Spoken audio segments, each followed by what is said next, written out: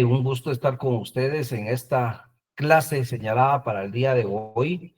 Espero que hayan tenido una semana llena de éxito, llena de bendición. Y bueno, que estemos listos y comprometidos con seguir aprendiendo en el tema del derecho penal, pues algunas circunstancias especiales de nuestro curso. Específicamente hoy, para finalizar nuestro primer curso de Derecho Penal 1, pues tenemos un tema sumamente importante e interesante, y lo es la responsabilidad civil derivada de la comisión del delito o del ilícito, que básicamente se refiere a esa responsabilidad que se tiene de reparar el daño causado producto de ese delito, y hacia dónde se puede extender también esa responsabilidad y qué personas podrían tener esa responsabilidad en determinado momento. Así que vamos hoy a abordar ese tema, pero quiero decirles que si bien hoy es nuestra última clase, espero que este curso haya sido de su agrado, haya sido un curso que los haya venido inspirando en esta rama fundamental del derecho, y también mencionarles que si Dios nos regala vida y salud, pues nos vamos a estar viendo ya en nuestros cursos de Derecho Penal 2 y de Derecho Procesal Penal 1, ¿verdad? Que ya vamos a empezar a ver lo práctico. Este curso, que es el Derecho Penal 1, es una plataforma, es una base que usted tiene que tener para que podamos continuar en ese análisis extenso del derecho penal. Así que espero que les esté yendo bien, espero que les esté gustando el curso y que se esté entendiendo esa dogmática del curso. Asimismo, referirme al examen final, ¿verdad? Que se aproxima, que será el contenido de estas últimas 4 clases. Esto quiere decir que a partir de estas últimas 4 clases son las que vamos a tomar en consideración para su examen final. Decirles también que las mismas las estaré trasladando, yo considero que entre domingo y lunes. A más tardar estaré proporcionándolas por el medio que siempre lo he hecho. Y así que con esto estaríamos finalizando nuestro curso de Derecho Penal 1. Es una clase muy interesante y espero que se hayan cumplido pues esas expectativas que ustedes tenían del curso al inicio de la maestría. Así que sin más preámbulo, vamos a iniciar. Y en específico, vamos a darles a conocer el objetivo de la clase del día de hoy, y es que el estudiante de la Universidad Rural de Guatemala domine adecuadamente esos parámetros legales de la responsabilidad civil derivada de la comisión del delito. Esa responsabilidad civil deviene de la comisión de un delito.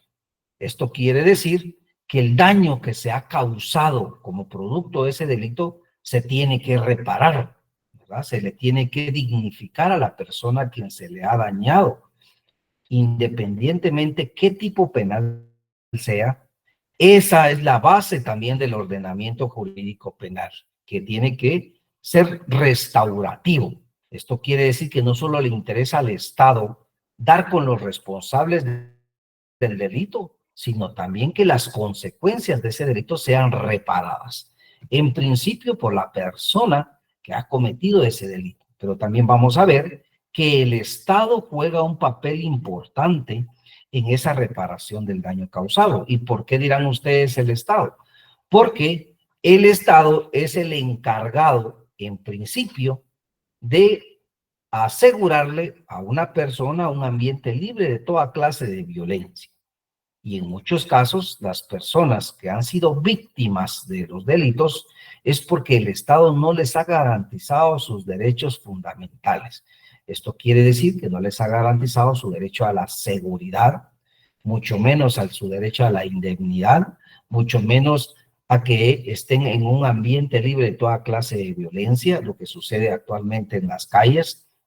Y pues son aspectos que se toman en consideración al momento también de poder indicar cuál va a ser esa reparación del daño causado.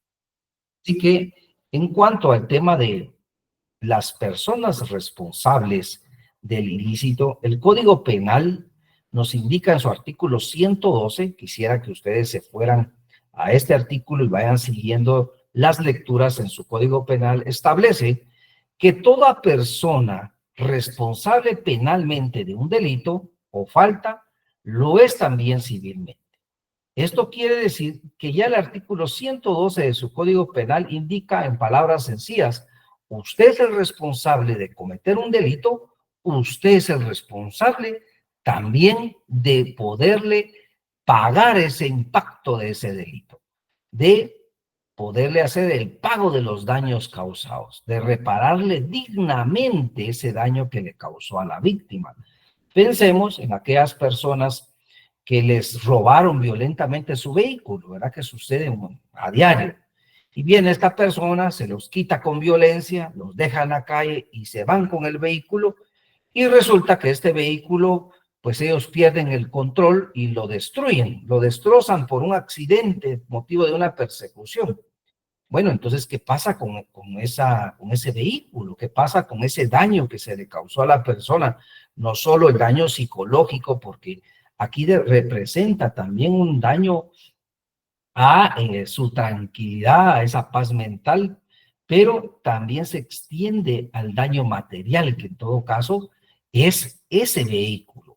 Entonces diríamos que esta persona no solo va a ser responsable del delito de robo agravado, sino también tiene que ser responsable de poderle pagar los daños que le ocasionó a esa persona. Entonces, a eso se refiere ya el artículo 112. Ahora bien, hay dos artículos que quiero traer a colación. Yo sé que este no es un curso de derecho civil, ¿verdad? Por supuesto que no lo es, pero el Código Civil establece quiénes son responsables de daños o los daños que causan. Y en su momento, o para los que tienen su Código Civil, pueden ir a su artículo 1645 y 1646, quienes no lo tienen, favor de posteriormente hacer las lecturas. Pero este primer artículo, el 1645 del Código Civil, establece que toda persona que cause un daño o perjuicio, ya vamos a ver entonces cuál es la diferencia entre un daño y un perjuicio, porque aquí la ley nos está diciendo que cause un daño, que cause un perjuicio. A otra, sea intencionalmente, sea por descuido o sea por imprudencia, ojo con eso, vean. O sea, intencionalmente, usted, yo, tenemos la intención de causarlo. Por descuido, usted no quiso causarlo, pero fue un descuido y causó un daño. Imprudencia, usted no tomó las medidas necesarias para evitar que pasara ese daño y sucede. Pero ¿qué pasa si es intencional o no es intencional? ¿Qué dice el artículo 645? Está obligada a repararlo. Entonces, ojo con ello. El Código Civil dice está obligada o obligado, pues. Esto implica entonces que no es si yo quiera, no es si yo pueda, no es cuando yo quiera, ¿verdad? No, estoy obligado a reparar ese daño que he causado. Ahora, aquí viene la excepción. Vean, ¿qué dice la norma? Salvo, ojo con ese salvo que demuestre, o sea, demuestre, ojo con eso, no es solo que usted lo indique, no es solo que usted lo diga, no solo es que usted lo piense o lo crea, dice, salvo que demuestre. ¿Qué va a demostrar? Que el daño que usted causó, que el perjuicio que usted causó, se haya producido por culpa o negligencia inexcusable de la víctima. Esto quiere decir, cuando hablamos de inexcusable, es que no haya ninguna justificación, sino fue por circunstancias propias de la naturaleza o por una situación que uno no puede controlar. ¿Qué ha sucedido en muchos casos? O en un caso en concreto.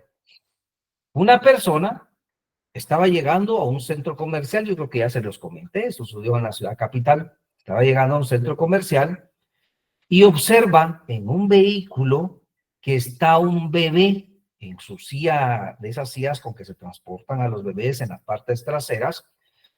El vehículo está con los vidrios hacia arriba Pues los dejaron subidos y dejaron al bebé ahí adentro. Y esta persona observa al bebé, no solo adentro del vehículo, sino observa que se está asfixiando. Él ya tiene un color morado, ¿verdad? Él está pidiendo ayuda en esa edad tan temprana, con puras señales. Esta persona, entonces lo que hace en ese momento es quebrar el vidrio, ¿verdad? Quiebra el vidrio del vehículo, abre la puerta y saca al bebé. Y con eso, pues, esta persona le logra salvar la vida. Este es un ejemplo de lo que nosotros en su momento analizamos, que se llama estado de necesidad. O sea, la persona tuvo una necesidad, no era su hijo, no era su familiar, no era su conocido, era un extraño el que le salvó la vida. Pero ahora, ¿por qué traigo a colación ese ejemplo? Porque entonces podría pensar alguien, bueno, él quebró el vidrio. Es cierto, podríamos decir, no creo que la familia, lejos de estarlo demandando que pague el vidrio de ese carro, va a estar agradecido. Pero pensemos que él es demandado para que pague ese daño que causó al vidrio. Entonces, aquí viene un ejemplo de ese salvo. Mire, salvo que demuestre que el daño que produjo por culpa o por negligencia inexcusable de la víctima. Entonces, él dice, él podría decir, bueno, en este caso, efectivamente, yo fui el que lo causé, pero yo acredito, aquí está la fotografía, aquí están testigos, aquí yo vi al bebé, hasta incluso llegaron los bomberos, mire, si no es así no se salva, etcétera, etcétera. Pero el ejemplo, lo que quiero resaltar de este ejemplo, que es algo justificable, es algo que se tiene que demostrar, pero sí es una circunstancia diferente. Esto implica entonces que todo daño en principio se tiene que reparar. Y existe esa excepción, ¿verdad? Aquellos casos que podría demostrarse y acreditarse que si bien se causó un daño, que si bien se causó un perjuicio, lo fue por una situación de pura necesidad, algo que es inexcusable, dice la propia ley, ¿correcto?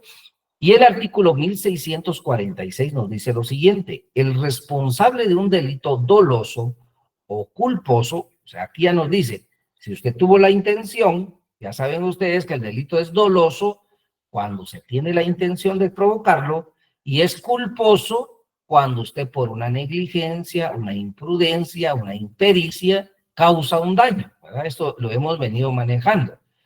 Pero ya sea que usted tenga la intención o no lo sea, o no la tenga, usted está obligado a reparar a la víctima los daños o perjuicios que le haya causado. ¿Ven?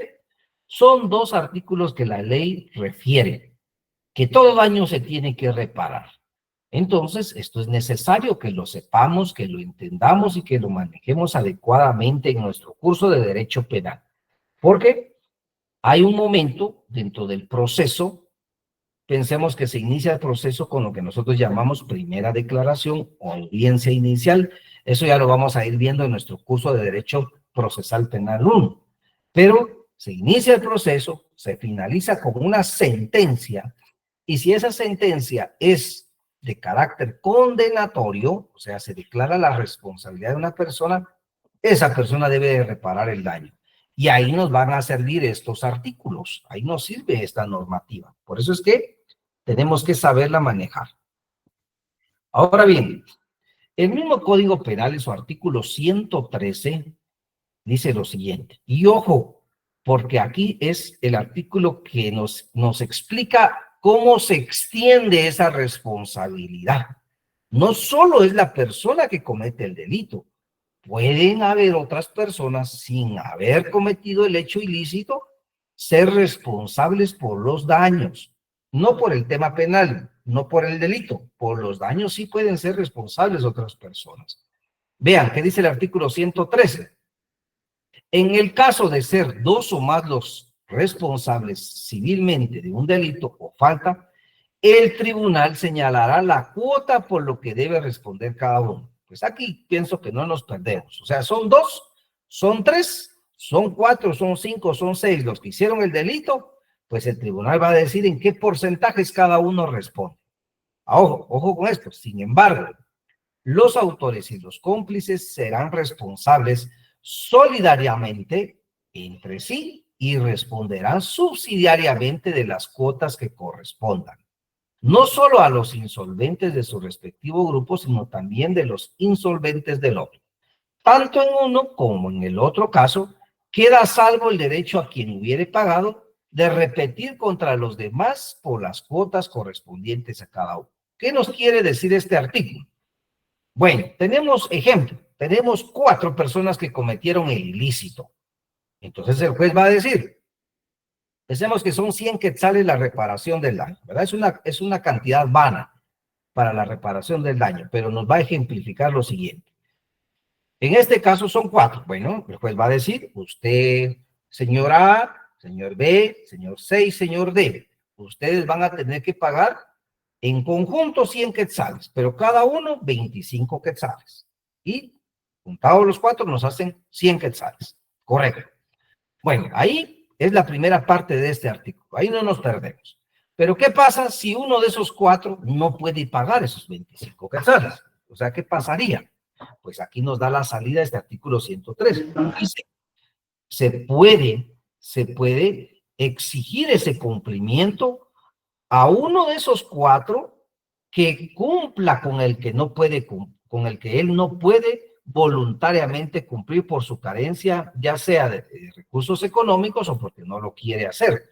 Entonces, se podría decir, bueno, 2 de los 4 no han cumplido, no quieren, pero el señor A, él tiene recursos económicos. Entonces, cobrémosle a él todo, y ya que él se arregle con nosotros.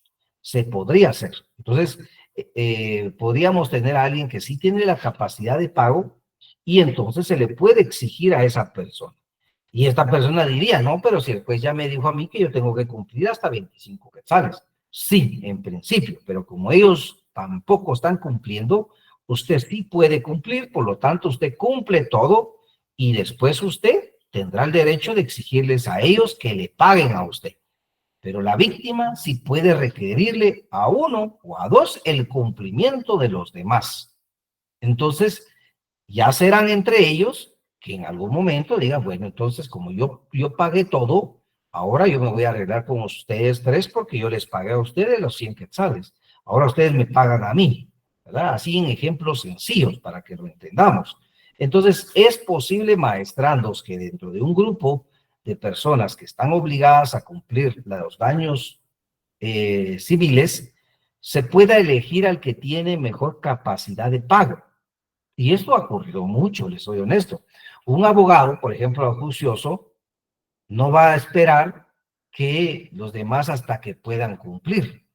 Va a identificar entre los que son responsables quién es el que tiene la capacidad de pago y a esta persona le va a exigir, ¿verdad? Le va a exigir el cumplimiento de todo. Puede, en todo caso, requerir determinadas solicitudes o medidas precautorias para que se cumplan, como el embargo de bienes, de cuentas, y con ello, pues decir, usted me cumple y usted arréglese con los demás, ¿verdad? Entonces, ¿es posible eso, maestrados? Vamos a ver, creo que hay alguna intervención hasta este momento. No, no tengo ninguna. Vamos a continuar. Es por ello, entonces, que el Código Penal también nos indica en el artículo 114 lo siguiente: quien hubiera obtenido algún beneficio económico de los efectos de un delito, aún sin haber sido partícipe en su ejecución, responderá civilmente hasta por el tanto en que hubiere lucrado. Esto quiere decir que esto normalmente se da en algunos ejemplos de ilícitos cuando han existido hurtos o robos de vehículos. ¿Y qué sucede? Viene la persona que lo hurta, se lo lleva y resulta que lo tiene en determinado lugar y le dice a una persona, mira, te vendo un motor de tal y tal característica. Eso sí, vos, ese no tiene documentos. O sea, no tiene documentos. Esto me lo robé o se lo robaron. Si quieres, ahí está el motor. Te lo dejo barato, ¿verdad? Y viene esta persona y dice, está bien. Entonces, lo compro. esta persona conoce que ese motor fue adquirido de una manera anómala y por lo tanto podría decirse, sí, pero él no fue el que se lo robó. Por supuesto que no fue el que se lo robó, pero sí sabiendo que viene de un hecho ilícito, él podrá responder hasta el tanto, dice la ley, de lo que él hubiera lucrado, o sea, de lo que él se hubiera beneficiado por haber adquirido ese motor de ilícita procedencia. Entonces, se podría traer al proceso penal a ese tipo de personas que se benefician de los efectos de un delito, ¿verdad? Que se benefician de ellos, aunque ellos no hayan cometido el ilícito. Y el artículo 115, maestrandos, es algo que les venía indicando y que también tenemos que manejarlo perfectamente porque la responsabilidad civil derivada del delito de la falta se transmite ¿a quiénes? A los herederos del responsable. Igualmente se transmite a los herederos del perjudicado de acción para hacerla efectiva. ¿Qué implica eso, maestrandos? Pues implica que aquella persona que cometió un ilícito, en principio tiene que cumplir. Pero ¿qué sucede cuando quien tiene que cumplir fallece? Bueno, entonces diríamos, penalmente no puede ser ya responsable porque ya murió, pero civilmente las personas que vayan a heredar sus bienes, pensemos que esta persona que falleció tiene 2 vehículos, tiene una vivienda y eso es lo que tiene. Bueno, entonces la víctima dice, voy a pedir el embargo de esos vehículos y, y voy a inmovilizar ese bien inmueble para garantizar que por medio de esos bienes que estaban y que pertenecían a quien cometió el delito, se pueda reparar el daño que se me causó. Entonces, a eso se refiere esto. No es que yo soy hijo o yo soy sobrino o yo soy nieto y en automático ya se me traslada a mí esa responsabilidad. No, es sobre los bienes que haya dejado y que yo voy a heredar esos bienes. Entonces, esos bienes que dejó son los que responden.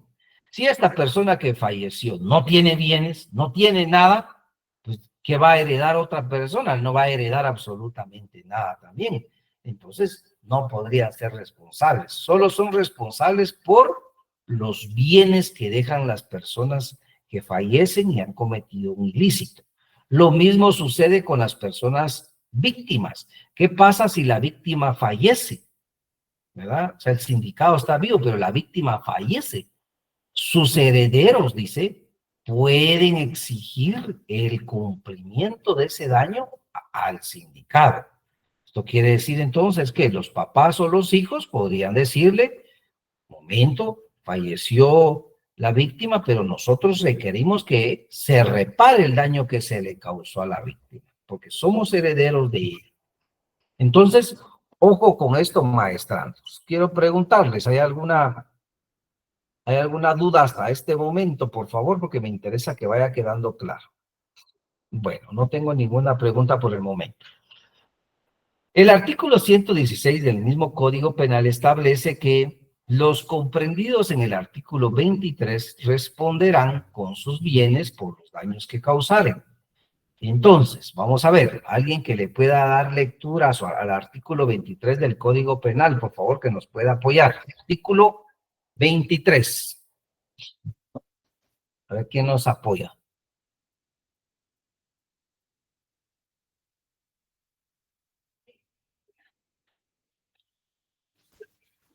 Maestrando, vamos a ver, por favor.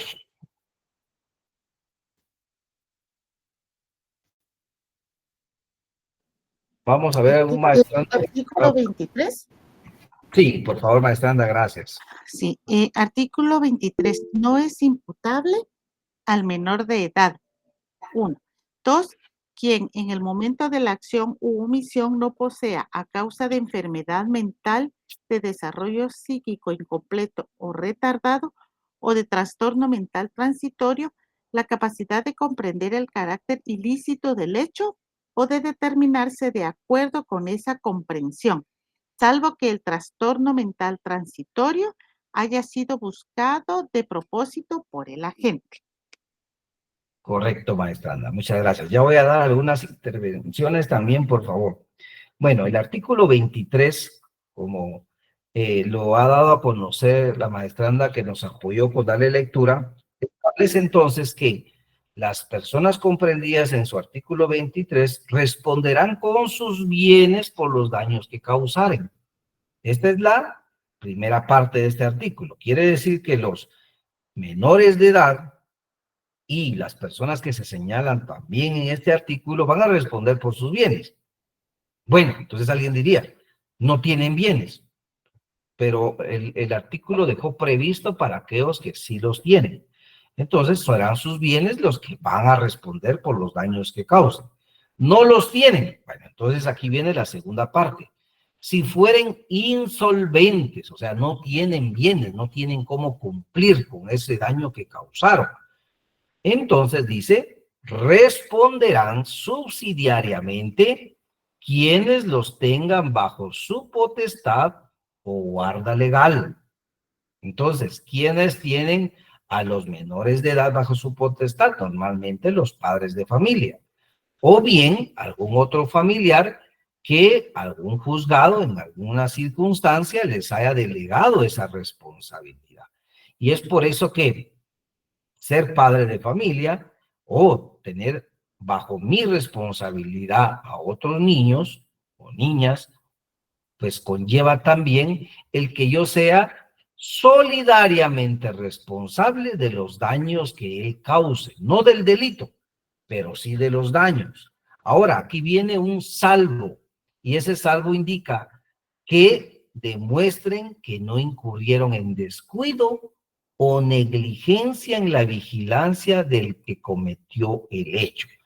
O sea que aquí tendría que demostrarse que el padre de familia o el que tiene la guarda legal de este niño, pues acredite que no fue ningún descuido, no fue ninguna negligencia en la vigilancia del mismo, sino sucedieron por circunstancias totalmente diferentes.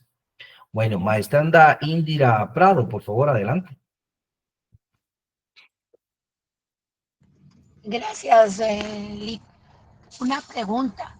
Por ejemplo, cuando se habla de resarcimiento y de lo que está hablando de que pueden pagar con sus bienes, a mí me llama mucho la atención porque, por ejemplo, cuando hablamos de adolescentes en conflicto con la ley penal, a veces les exigen el pago o el resarcimiento a la víctima, pero ahí es donde me entra la duda, porque se supone que ellos no tienen cómo hacer esos pagos, y si tienen alguna propiedad, pues no es directamente de ellos, sino que es de los padres. Entonces, ¿cómo se haría para hacer ese tipo de pagos?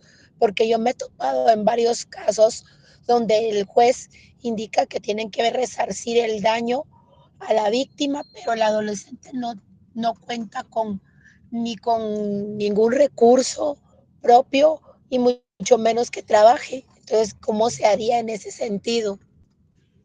Correcto, maestra Ana. Sí, en principio, pues tendría que ser el adolescente, ¿verdad? Pero sabemos perfectamente que, salvo alguna circunstancia no o anormal, pues un adolescente va a poder ya tener un trabajo o, en todo caso, bienes suficientes para poder pagar con los mismos. Normalmente nos vamos a encontrar que los menores de edad pues están bajo ese cuidado, bajo el apoyo de sus progenitores o bajo el apoyo de alguna otra persona.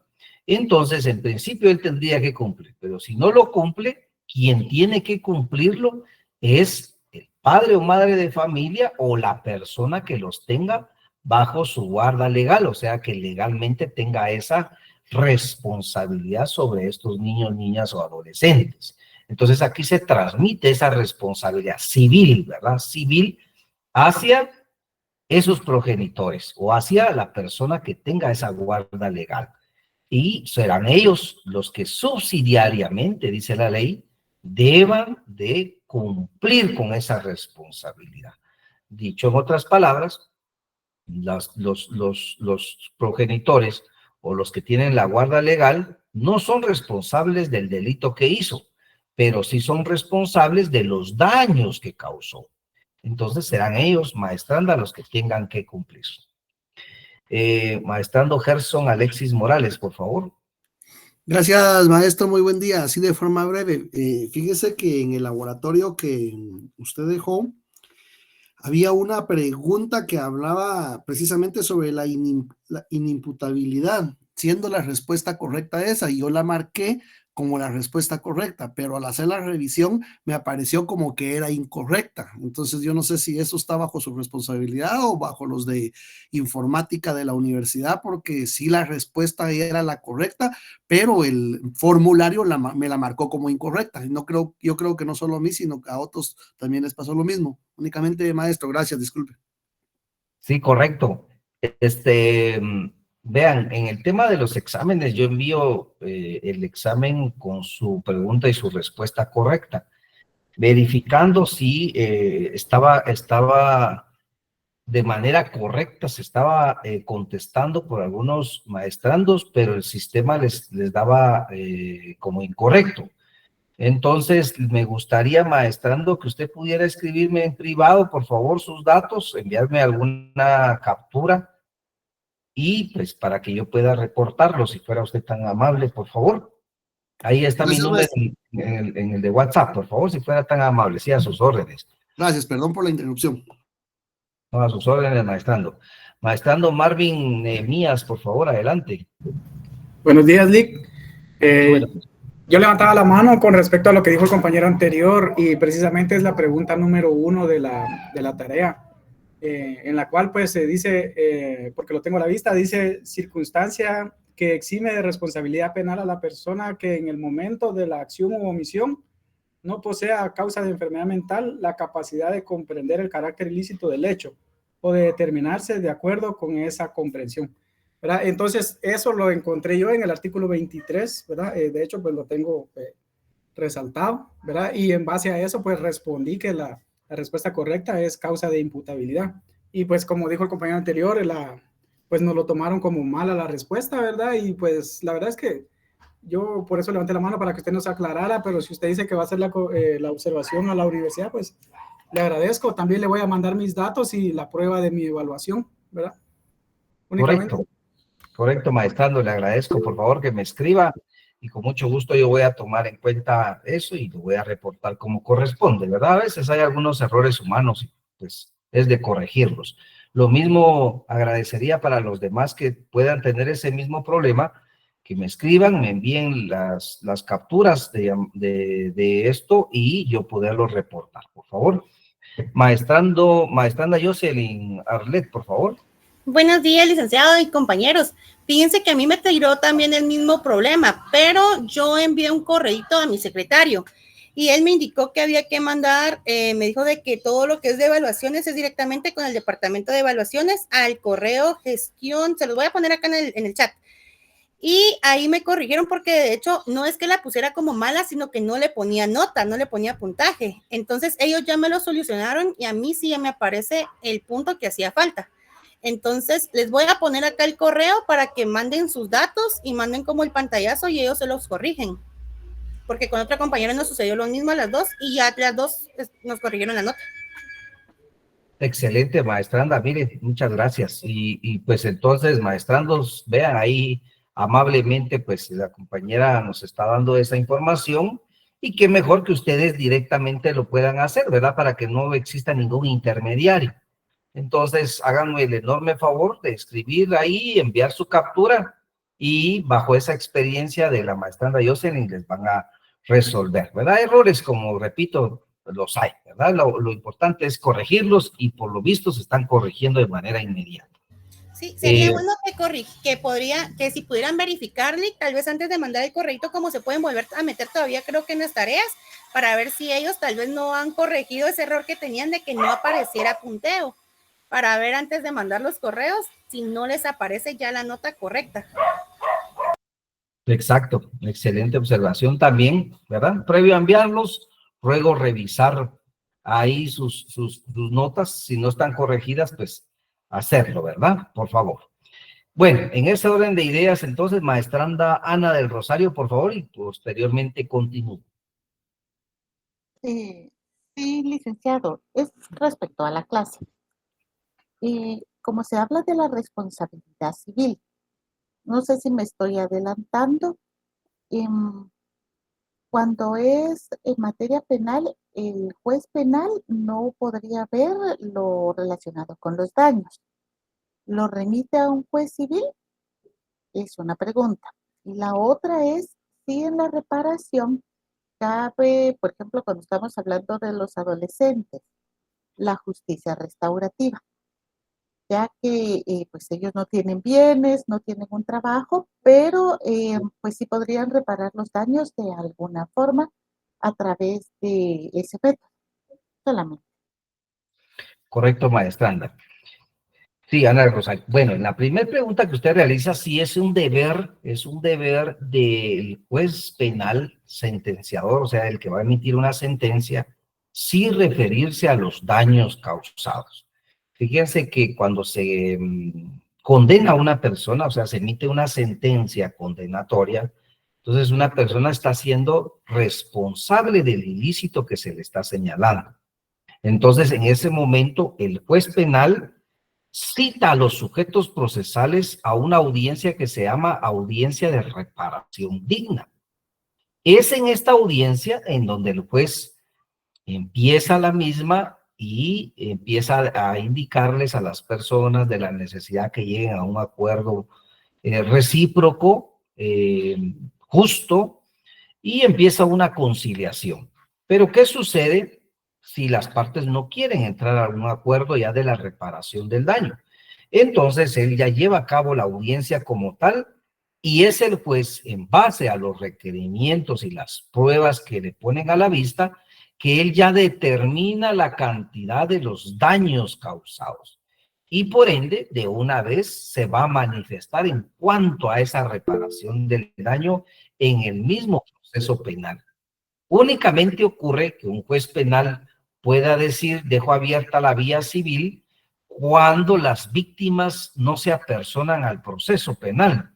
O sea que se lleva a cabo todo el proceso, una persona es condenada y resulta que la víctima nunca manifestó interés en que se le pueda reparar el daño en el mismo proceso penal. Entonces los jueces lo que hemos hecho es dejar abierta esa vía, decirle a la víctima, bueno, dejo abierta la vía civil para que usted, si en algún momento considera que ahora sí está interesada, pueda ir a los juzgados civiles. Pero sería la excepción, ¿verdad? Que fuera un juzgado civil. De lo contrario, es en el mismo proceso que se debe de reparar el daño. Ahora bien, en cuanto a su segunda pregunta, que es en el tema de adolescentes, cuando los adolescentes pues, han causado daños, efectivamente se tiene que reparar el daño causado, ¿verdad? Es cierto, son procedimientos totalmente distintos. Son procedimientos que en todo caso no podemos compararlos entre adultos y adolescentes, pero los adolescentes en principio tienen que responder con sus bienes. En cuanto a que no los tengan, serán las personas tutoras o quienes tengan esa responsabilidad directa o tengan esa guarda legal las que deben de responder por los daños que ocasionaron estos adolescentes. Pero sí se tiene que reparar el daño. Es más, la ley PINA, como nosotros le conocemos normalmente, que es la Ley de Protección Integral de la Niñez y Adolescencia, establece la reparación del daño. Entonces sí es posible que exista esa justicia restaurativa, como usted bien lo indicó. Maestranda Indira Prado, por favor, adelante. Adelante. Gracias, Nelly. Otra pregunta. Usted estaba diciendo de que el juez toma su decisión sobre el resarcimiento de daños que en base a las pruebas. Pero ahí viene mi duda, porque, por ejemplo, yo recuerdo como leo un caso de adolescente en conflicto con la ley penal precisamente. La familia de escasos recursos, de hecho, vivían posando y el juez de niñez dejó la cifra de 2,000 quetzales para pagar. El adolescente prácticamente pasó casi 2 años tratando de juntar el dinero. Entonces, ahí no vale las pruebas que se tienen sobre la situación económica del adolescente para poder dictaminar la cuota o el pago que se tendría que dar. Correcto, sí tendrían que contar los ingresos socioeconómicos, porque como realmente el equipo multidisciplinario, después de la adolescencia, tendrían que en algún momento llevar a una respuesta del Estado. Maestra, anda de volumen que está repitiendo la señal un poquito más fuerte. Muchas gracias. En este caso, será el juez el que tiene que tomar esa decisión, por supuesto, pero tiene que ser una decisión integral.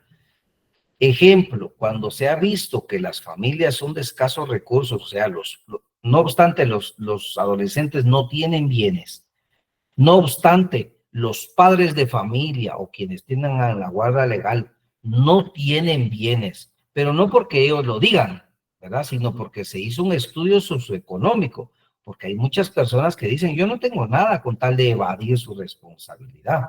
Entonces tiene que venir aquí el equipo multidisciplinario, realizar ese estudio socioeconómico, informarle al juez si tiene o no tiene bienes, y si nos encontramos ante la imposibilidad de los padres de familia o quien tiene la guarda legal del adolescente que no puede cumplir con la reparación del daño causado, aquí entonces juega un papel importante del juez, porque él podría ahora entonces, como aquí no se va a poder cumplir, ¿qué sentido tiene que yo le indique a la familia que cumpla si no lo va a poder cumplir? No sería efectiva esa restauración del daño. Entonces aquí hay que voltear a ver hacia otro lado y decir, bueno, esta familia no puede, se recordará que les dije yo, entonces ¿quién responde? Es el Estado. Entonces será el Estado el que va a suplir esta deficiencia. ¿Y cómo se ha hecho? Pensemos que las personas, la víctima a veces ha sido ingresado a programas sociales de beneficencia en cantidades de dinero, se le indica, usted quiere una beca en el INTECAP, por ejemplo. Usted como niño, adolescente, quisiera aprender un arte. Sí, señor juez, a mí me interesaría esto y esto. Se ordena a INTECAP que proceda a darle una beca a este niño. Asimismo, se establece que él no está estudiando como producto de, pues, como víctima y de la pobreza en que vive. También se ordena al Ministerio de Educación que él sea beneficiado con una beca escolar y que a él se le facilite todo para que pueda iniciar sus estudios. Y así, miren, diferentes tipos de decisiones en los programas o distintos programas que el mismo Estado tiene. Entonces hay que voltear a ver, ¿verdad? Pero eso ya es una función del juez, ¿verdad? De tener esa información a la mano y decir, bueno, usted es el responsable, pero usted no puede cumplir. No va a poder cumplir porque del estudio socioeconómico yo puedo establecer que no va a poder cumplir. Pero la víctima necesita una restauración del daño causado. Entonces ahora, pero volteemos a ver qué programas sociales puede ser la víctima inmiscuida para que por medio del Estado entonces podamos restaurarle el daño causado. ¿Correcto, maestra Ingrid? Sí, gracias, Lick, porque la verdad sí vi muchos casos así. Como le digo, me vino a la mente uno específicamente.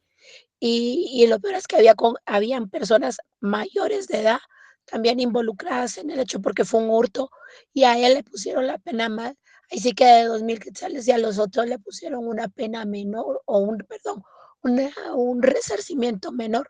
Entonces sí me causó un poquito de conflicto y de duda eso, porque creo que ahí lo que se utilizó no fue lo adecuado ahí sí que el análisis jurídico para poder dictaminar esto, ¿verdad?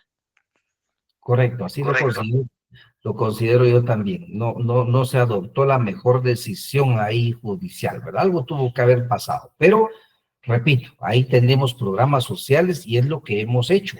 Yo les comparto, pues, en algún momento fui juez sentenciador, fui miembro de un tribunal de sentencia penal y volteábamos a ver, bueno, el delincuente, solo que era en justicia de adultos, por supuesto. Bueno, el delincuente no tiene Miren, no tiene absolutamente nada.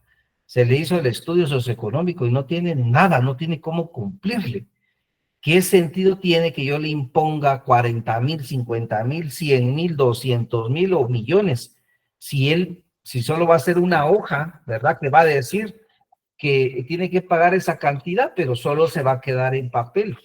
Entonces, la víctima necesariamente tenemos que apoyarla. Entonces, volteamos a ver qué programas sociales, qué beneficios sociales puede ser incluida y la incluíamos en cuanto beneficio pudiéramos hacerlo. Miren, hasta incluso se le facilitaba información y muchas mujeres, porque la verdad que tuve muchas mujeres víctimas, estuvieron interesadas en tener una beca en INTECAP, por eso se me viene a la mente mucho ello.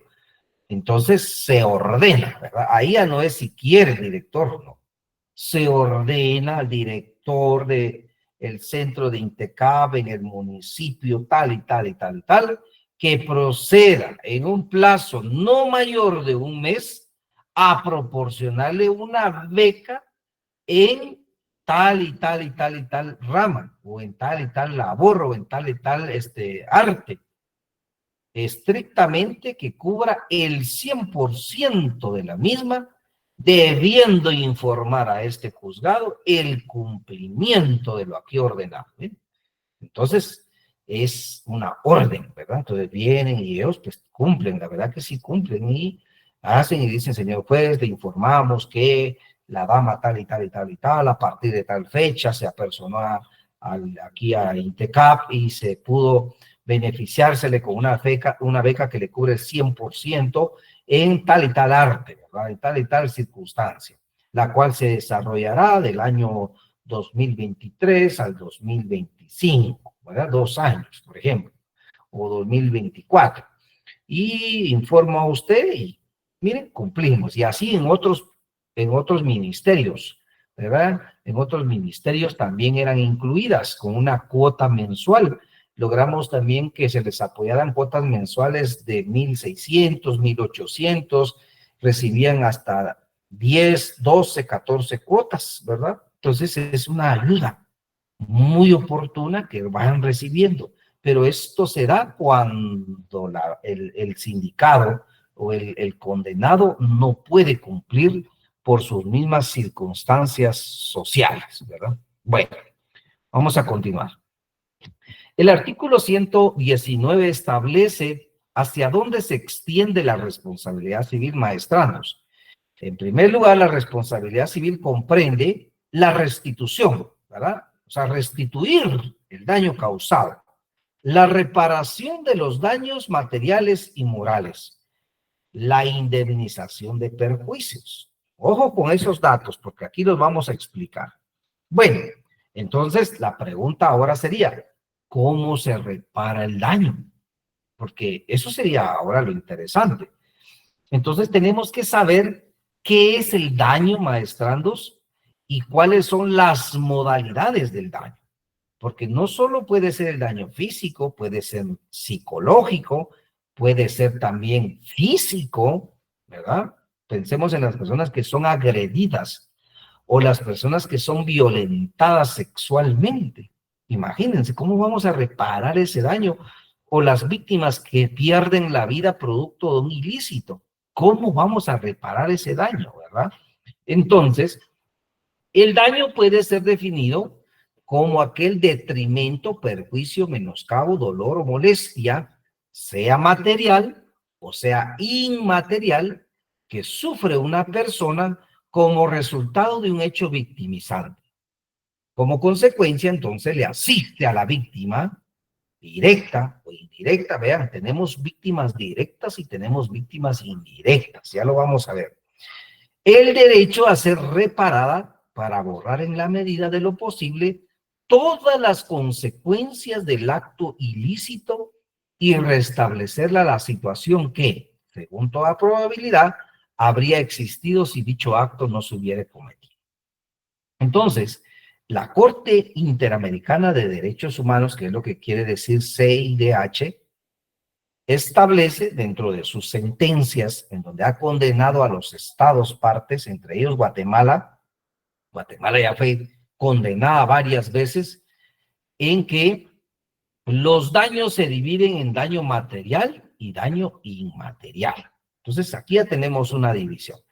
Y tenemos a víctimas directas y víctimas indirectas. ¿Cuáles son las víctimas directas? Son aquellas que sufren directamente las consecuencias del ilícito. ¿Y quiénes son las víctimas indirectas? Las que sufren indirectamente de esos impactos de la violencia o del ilícito. Ejemplo, una persona que es secuestrada, es violentada y es asesinada, que se ha dado muchos casos en Guatemala, sería como víctima directa a quien tenían retenida bajo la fuerza, quien fue secuestrada, quien fue violentada y quien fue asesinada. Sería la víctima directa. Su familia. ¿Qué sufrimiento tendría esas familias o esas familias? Es un sufrimiento psicológico, ¿verdad? Inmaterial. Porque pensemos, imagínense ustedes esos casos tan dolorosos de saber que su familiar, si está viva, si no está viva, si le hicieron daño, si no le hicieron daño, si está comiendo, si no está comiendo, si está bien, si no está bien. Imagínense. Entonces, las víctimas pueden ser también todas aquellas personas con quien conviva la víctima directa en el momento del hecho, siendo esto los esposos, los hijos, los padres, ¿verdad? El novio, puede ser su conviviente, puede ser en todo caso una amiga con la que ella viva, por ejemplo, estén rentando un apartamento y son muy buenas amigas, y esta amiga, como ya lleva bastante tiempo de convivir con esta persona, también puede decir, soy víctima, porque yo a ella le tenía un gran amor y cariño y estoy sufriendo por lo que ella está pasando o pasó. Entonces, también existen esa extensión de lo que se considera víctima. Entonces, el daño material lo constituye, que es el primer daño, porque tenemos daño material y daño inmaterial. El primero, el daño material, lo constituye la pérdida o detrimento de aquellos ingresos de la víctima, los gastos efectuados con motivo de los hechos y las consecuencias del carácter pecuniario que tengan un nexo causal con los hechos, ¿verdad? Este tipo de daño abarca el daño emergente, el lucro cesante y el daño en el patrimonio familiar y costas. Bueno, entonces vamos a describir cada uno de ellos. ¿Cuál es el daño emergente? Equivale a los pagos directos e inmediatos en que ha de incurrir la víctima o sus representantes con ocasión al ilícito. Los gastos en que incurre la víctima con el objeto de reparar el ilícito y sus efectos. Y aquí tengo el mejor ejemplo, que es un taxi. Miren, nos ejemplifica. Pero antes de dar a conocer el ejemplo del taxi, les voy a indicar el lucro cesante. Veamos, el lucro cesante equivale, dice, a la pérdida de la ganancia legítima, dejada de percibir como consecuencia del daño causado. Entonces, un taxi, pensemos, un taxi que una persona pues lo va conduciendo y resulta que otro le colisiona y le causa daños físicos al taxi. Entonces viene el dueño del taxi y dice, bueno, aquí lo traje al taller y el taller me dice que me va a cobrar 2,000 quetzales por los daños al taxi. Correcto. ¿Cuál sería el daño emergente? Los 2,000 quetzales. Ahora bien, dice el dueño, el señor de aquí me dice que al menos necesita que el taxi esté en este taller 5 días, pero yo del taxi vivo. Yo tengo una ganancia lícita, pensemos de 100, 150 quetzales diarios, y va a estar mi taxi ingresado en este taller durante 5 días, entonces el lucro cesante sería esa ganancia dejada de percibir, que entonces serían los 5 días, pensemos que a 100 quetzales su ganancia diaria, serían entonces 500 quetzales. Esto quiere decir que esta persona puede pedir la cantidad del daño emergente y del lucro cesante. pero esto se tiene que acreditar, ¿verdad? Y en este caso, entonces diría, entonces son 2,000 quetzales por los daños de mi vehículo y son 500 quetzales porque mi vehículo va a estar en este predio 5 días y yo no voy a poder obtener esa ganancia producto de mi taxi. Entonces, con ese ejemplo, vean, claramente podemos describir a qué se refiere el daño emergente, a qué se refiere el lucro cesante. ¿Correcto con eso? Ahora bien, el daño en el patrimonio familiar, que también es parte del daño material, maestrandos, constituye los perjuicios económicos o gastos en que incurre la víctima y sus familias con ocasión a la violación de sus derechos. Por ejemplo, ¿qué sucede, maestrandos, con aquellas familias que tienen que huir de sus casas como producto del ilícito? Por ejemplo, en la ciudad capital, en determinadas zonas, hay familias que tienen que huir porque ya no pueden seguir pagando la famosa extorsión, ¿verdad? Aquí cada familia que tiene un negocio tiene que dar tanto, ¿verdad? Y resulta que es más caro estar dando la extorsión que las ganancias que provoca el tener ese negocio. Entonces, si ellos no dan esa extorsión, los van a eliminar físicamente. ¿Y qué ha pasado con muchas familias? Han tenido que huir de esos lugares y dejan sus viviendas, sus propiedades ahí a la suerte. Es más, ya nunca las vuelven a tener, porque si regresan, pues ya saben cuál es la consecuencia. Entonces, ese daño al patrimonio familiar lo puede representar un caso como estos. O también aquellos casos en donde no solo tienen que abandonar sus casas, sino ahora tienen que ir a rentar, tienen que ir a pagar una renta que anteriormente no lo hacían, pero que ahora es una necesidad para poderse cuidar de, en este caso, de los efectos del ilícito. Otra situación que sucede son con las familias exiliadas, producto del delito. Como denunciaron hechos ilícitos, los amenazan que les van a cegar la vida y tienen que huir, tienen que irse al exilio. Y ese patrimonio familiar se ve afectado y es parte del patrimonio de una persona y como consecuencia ese daño material, que es conocido como daño del patrimonio familiar, también se puede requerir que se cumpla. El daño por costas, que también es parte del daño material, son aquellos gastos incurridos dentro del proceso penal a efecto de hacer valer todos sus derechos fundamentales. En muchos casos, las víctimas tienen que verse en gastos que no tenían ni eran parte de, en este caso, de lo que tenían programado de manera mensual, pero ahora se ven obligados a hacer esos gastos para poder, en todo caso, que sus derechos fundamentales se hagan valer como tal. Entonces, esas costas, esos daños por costas que han incurrido las familias o las personas, también tienen que ser reparados. ¿Y esto por qué? Porque es parte del daño material. Ahora bien, el daño inmaterial, maestrandos, ¿cuál es ese? De acuerdo a lo que la Corte Interamericana de Derechos Humanos ha establecido, comprende aquellos sufrimientos, ojo, sufrimientos, estamos hablando de algo intangible, ¿verdad? Algo que no podemos ni siquiera, tal vez verlo, ver cómo sufre una persona, podríamos en algún momento, pero no podríamos medir, ¿verdad? No podríamos decir, esta persona está sufriendo un 100%, un 80%, un 70%, es algo inmaterial.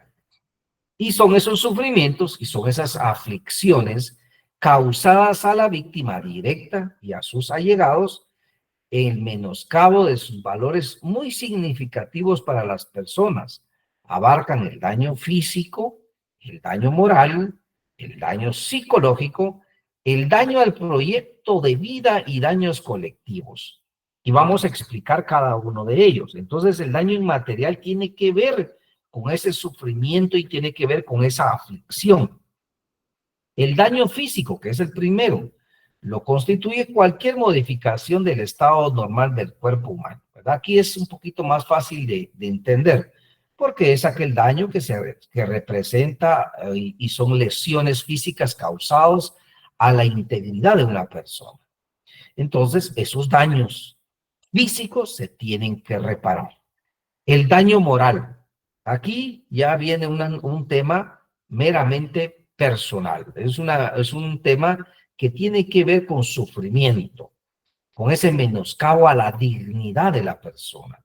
Debe entenderse entonces como tal aquellos en donde se causa a la víctima directa o indirectamente perjuicios a qué? A su honra, ¿verdad? Ese sufrimiento y ese dolor que deriva del delito, pero es a su honra, es de esa humillación en que es sometida una persona. Y en este caso, pues ustedes pudieron escuchar un caso, yo pienso que fue muy sonado, más de alguno de ustedes lo va a recordar, pero esto sucedió, creo que si no fue en Francia, fue en Inglaterra, de que era una pareja de esposos y resulta que el esposo le daba a la esposa una pastillita y esa pastilla la hacía perder la conciencia a su esposa. ¿Y qué sucedía durante ese lapsus de pérdida de conciencia?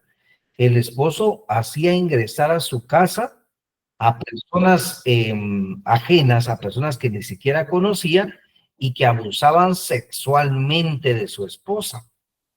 Entonces venía cuanta persona podía, abusaba sexualmente de su esposa, ellos se retiraban y después ya recobraba la conciencia de la esposa y la esposa pensaba que quien le había realizado esas acciones sexogenitales había sido su esposo. Entonces ella en algún momento pues no lo tomaba como a mal. Resulta que esto se fue dando cada vez más seguido, y fue hasta que ella se dio a la tarea de grabar, de poner cámaras, y ella se pudo cerciorar que era el esposo que permitía que personas, en todo caso que desconocían, personas extrañas, abusaran sexualmente de ella. Pero esto se daba porque el esposo sentía una estimulación y un agrado para él observar cómo abusaban sexualmente de su esposa. Eso le provocaba a él satisfacciones personales. Y entonces cuando su esposa se entera de esa realidad y que era su esposo, imagínense ustedes esa humillación a su honra, ese sufrimiento psicológico que quien estaba llamado a protegerla era quien permitía toda esa humillación sexual. Entonces ese daño causado en esa víctima es un daño que conocemos como moral, pues, porque esto fue conocido hasta incluso a nivel mundial. Imagínense, en Guatemala conocemos ese caso que representó para esta víctima. Entonces, ese daño, como el que explico en ese ejemplo, tiene que ser reparado. Tiene que ser reparado definitivamente. Maestranda Mayra Juárez, por favor, adelante.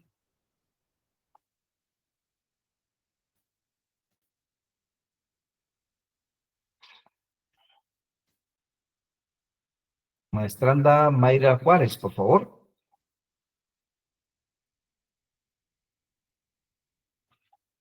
Bueno, tenía la mano levantada, por eso le cedí la palabra. Correcto. En ese sentido, entonces, vamos a continuar. El daño psicológico. El daño psicológico se configura por aquella alteración o modificación patológica del apartado psíquico como consecuencia de un trauma que se desborda toda posibilidad de elaborar verbalmente o simbólicamente. Pero este se puede probar por medio de dictámenes psicológicos o dictámenes psiquiátricos. ¿Qué sucede? Ejemplo, el tema de la violencia psicológica que sufren muchas damas, ¿verdad? El tema de la violencia contra la mujer en su manifestación psicológica. ¿Qué sucede con aquellos daños psicológicos que han sido causados en ella como producto de agresiones verbales, de humillaciones verbales que ha sufrido por parte de su pareja, no por un mes, no por 2 meses, sino esto es por años. Entonces, ¿qué sucede en esos casos?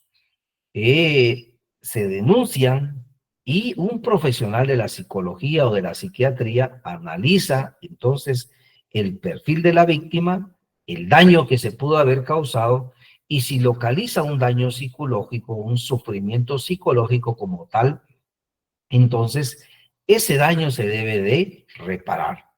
Asimismo, ¿qué sucede con las víctimas que son secuestradas, ¿verdad? Privadas de su libertad de forma arbitraria, aunque posteriormente sean devueltas a sus familias, pero ese hecho provoca un impacto psicológico en las mismas.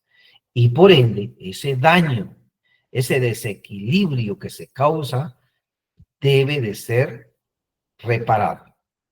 El daño al proyecto de vida. Es importante que vean, el proyecto de vida abarca especialmente aquellas condiciones de vida y objetivos que yo como persona tengo a futuro. O sea, cómo me veo yo a futuro. Y eso es una situación muy subjetiva. ¿Por qué? Alguien podríamos decir, bueno, tú dices que quieres ser ingeniero, tú dices que quieres ser abogada, tú dices que quieres ser médico, pero una cosa es que lo quieras hacer y otra cosa es que lo logres. Lo han dicho algunas personas. Y no podríamos decir que se le causó un daño a su proyecto de vida porque ahora ya no va a poderlo ser y resulta que tal vez nunca lo hubiera podido ser por sí sola o por sí solo. Pues lo que sucede acá es que la forma en que yo me autodetermine a futuro es lo que cuenta, ¿verdad? Es lo que cuenta, no lo que otras personas piensen que se vaya a lograr o no. ¿Y por qué es necesario establecer esto? Porque, ejemplo, una niña en Totonicapán fue violada por un señor de 68 años, recuerdo 68, 69 años, era una niña de 12 años. Esta niña iba a la escuela todos los días y este señor con engaños, él atendía un pinchazo, esas famosas reparaciones de llantas, ¿verdad? Y él siempre la llamaba y mira que aquí están tu juguito y que mira que aquí están unas tus bolsitas, llévatelas a la escuela. Y así la empezó él a persuadir, a persuadir. Resulta que la niña, pues en algún momento empezó a tener confianza con él y él en una vez que la niña logró ingresar al negocio, él la toma, la ingresa a un baño y la viola. Y producto de esa violación, ¿qué pasa? La niña queda embarazada. Vean, o sea, no solo es el acto de la violación, sino es el tema de que quedó embarazada. Ambas cosas son diferentes y causan un impacto todavía mucho más severo. Entonces, ¿qué va a pasar con esta niña que estaba estudiando? ¿Qué va a pasar con ella? ¿Cómo se percibía ella hacia el futuro? Y ella decía, yo quería ser maestra, después quería ser doctora, y la defensa atacaba mucho eso. Bueno, ella quería hacer eso, pero ¿qué nos garantiza que lo iba a lograr? Pues eso no está en tela de discusión. Lo cierto es que a ella se le dañó su proyecto de vida porque ahora eso que percibía a futuro ya se ve marcado como algo que no va a poder ser en gran mayoría por estas circunstancias. O de lograrlo ser, también ya va a repercutir de gran manera en la forma en que ella pues se vaya a desarrollar a futuro. Esto quiere decir entonces que ese daño al proyecto de vida de la víctima debe de ser reparado, ¿verdad? Debe de ser reparado de alguna u otra manera. Y por último, los daños de carácter colectivo o social. Estos normalmente, maestrando, se dan cuando estamos hablando de grupos de personas o poblaciones de personas, como por ejemplo las personas mayas o de una cultura indígena. Cuando a ellos se les ha arrebatado sus tierras, el Estado o personas particulares han llegado a invadir sus tierras y en este caso a ellos se les daña colectivamente, despojándolas ilegítimamente de algo que les pertenece. Entonces, la Corte Interamericana de Derechos Humanos ha establecido que la manera de reparar esos daños colectivos es mediante la creación de centros de educación, centros de salud, mediante carreteras, caminos, mediante proyectos de energía, mediante proyectos de agua potable, etcétera. Pero se deben de reparar esos daños también, y esto, pues en algún momento, en casos muy específicos, ustedes van a poder conocer de los mismos y saben que esos daños que se causan deben de ser reparados también. En ese entendido, entonces, maestrandos y maestrandas, quise terminar un poquito antes porque, como repito, esta es nuestra última clase de semestre y me gustaría escucharlos. Si tienen algún aporte, por favor, tienen alguna duda de esta clase o alguna otra duda o alguna sugerencia para mejorar o algún comentario que tengamos que escuchar para mejorar, pues aquí todo es bienvenido, ¿verdad? Todo es bienvenido porque esto me sirve a mí también para poder analizar qué podemos mejorar hacia el futuro. Entonces, escucho, maestrando, si hay alguien que quiere tomar la palabra.